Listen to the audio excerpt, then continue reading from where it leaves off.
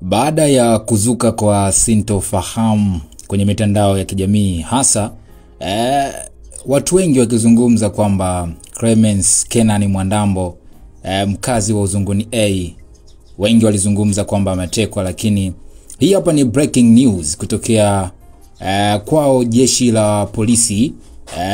Kamanda wa polisi mkoa wa Mbeya ametoa taarifa kwa umma, na hii taarifa inasomeka kama ifuatavyo.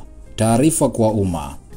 Ashikiliwa na jeshi la polisi Mbeya kwa tuhuma za kijinai. Jeshi la polisi mkoa wa Mbeya linamshikilia mwalimu wa shule ya awali ya St. Clemens, ndugu Clemence Kenani Mwandambo mkazi wa Uzunguni A jijini Mbeya kwa tuhuma za uchochezi. Mtuhumiwa alikamatwa mnamo Novemba 21, 2025 saa 5:20 asubuhi maeneo ya Uzunguni jijini Mbeya, akitoa na kusambaza maneno ya uchochezi na uchonganishi kupitia akaunti zake za mitandao ya kijamii za Facebook na Instagram. Upelelezi unakamilishwa ili hatua nyingine za kisheria ziweze kuchukuliwa dhidi yake. Imetolewa na kamanda wa polisi mkoa wa Mbeya.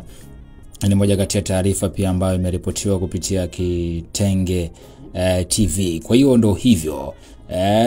Jeshi la polisi mkoa wa Mbeya limethibitisha kuwa linamshikilia mwalimu Clemence Kenani Mwandambo.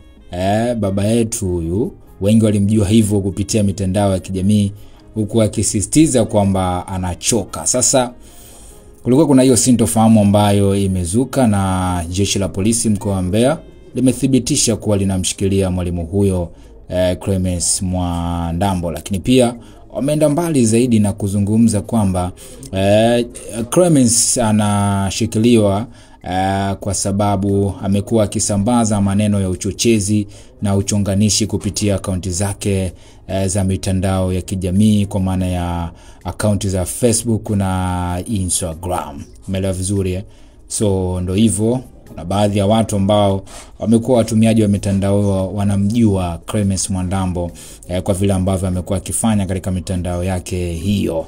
Umeelewa vizuri. Kwa hiyo ndo hivyo, jeshi la polisi limeripoti.